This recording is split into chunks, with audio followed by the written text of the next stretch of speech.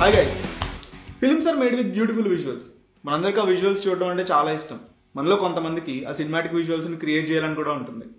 So ఒక cinematic visual అనేది చాలా విషయాల మీద ఆధారపడి ఉంటుంది. Like framing, blocking, staging, camera settings, lighting, ఇంకెలా చాలా ఉన్నాయి.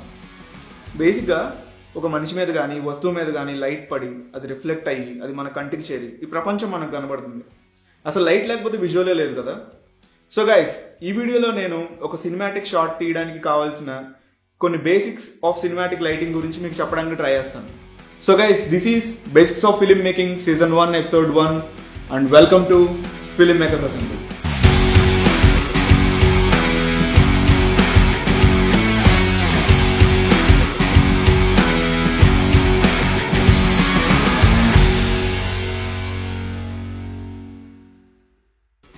సో బేసిక్ సినిమాటిక్ లైటింగ్ లో 4 ఇంపార్టెంట్ లైట్స్ ఉన్నాయి. అవి ఏంటంటే key light, fill light, back light and background light. So point number 1, key light. So cinematic lighting లో ఈ కీ లైట్ అనేది మోస్ట్ ఇంపార్టెంట్ లైట్. ఒకవేళ మీరు షూటింగ్ లో ఉన్నప్పుడు ఎన్ని లైట్స్ ఒక సబ్జెక్ట్ ని లైట్ చేస్తున్నా సరే, ఏ లైట్ సోర్స్ అయితే సబ్జెక్ట్ ని కానీ లేదంటే ఒక ఏరియాని కానీ ఫిల్ చేయడానికి మేజర్ లైట్ సోర్స్ కింద వాడుతున్నారో దాన్ని కీ లైట్ అంటారు. ఫర్ సపోజ్ మీరు బయట ఉన్నారనుకోండి, న్యాచురల్ గా sun is your key light. ఒకవేళ నైట్ అనుకోండి, మూన్ కీ లైట్ అవుతుంది.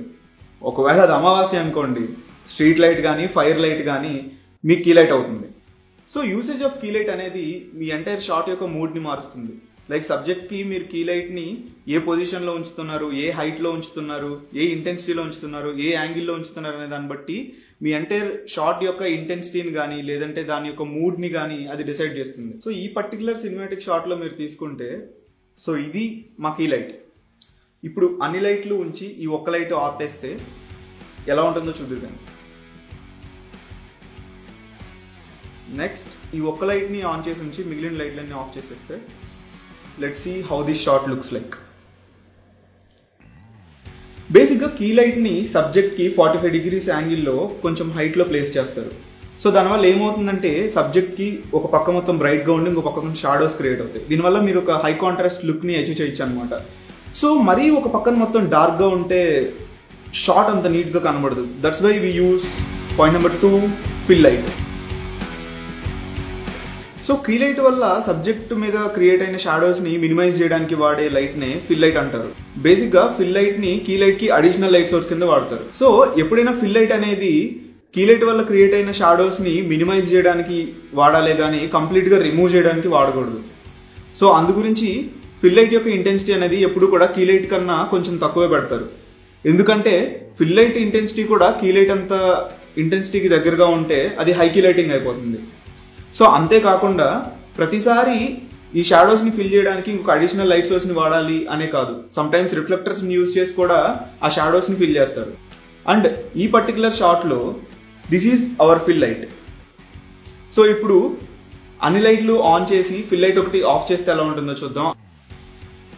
అలాగే అన్ని లైట్లు ఆఫ్ చేసి ఓన్లీ ఫిల్ లైట్ మాత్రం ఆన్ చేస్తే ఎలా ఉంటుందో చూద్దాం. Point number 3, back light.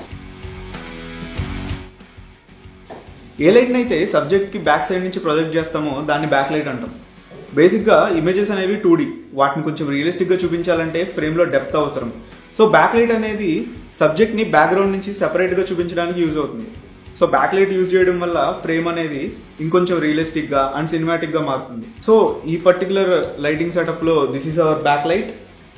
And ఇప్పుడు ఒకసారి బ్యాక్ లైట్ ఆఫ్ చేస్తే రిమైనింగ్ లైటింగ్ అంతా ఎలా ఉంటుందో చూద్దాం.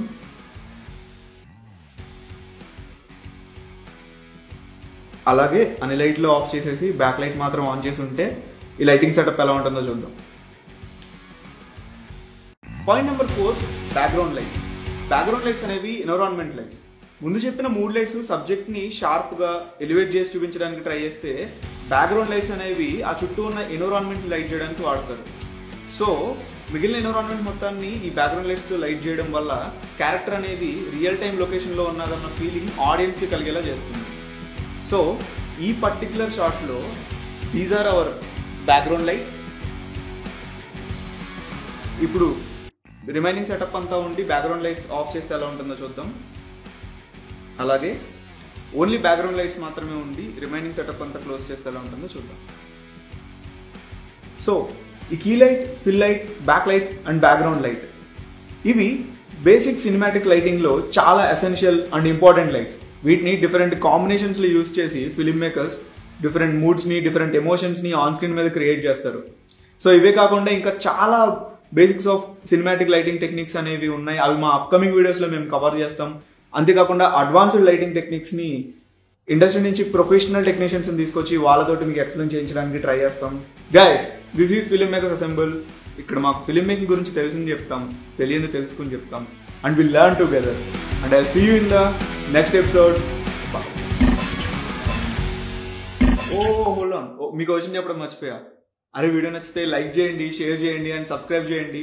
మీకు ఎలాంటి టాపిక్స్ కావాలనుకుంటారో వాటిని కామెంట్ చేయండి. బికాస్ ఆ పర్టికులర్ టాపిక్స్ మేము ఫ్యూచర్లో తీసుకురావడానికి ట్రై చేస్తాం. అండ్ ఫేస్బుక్ అండ్ ఇన్స్టాగ్రామ్లో కూడా ఫాలో చేయండి, మర్చిపోవద్దు. And see you. బాయ్.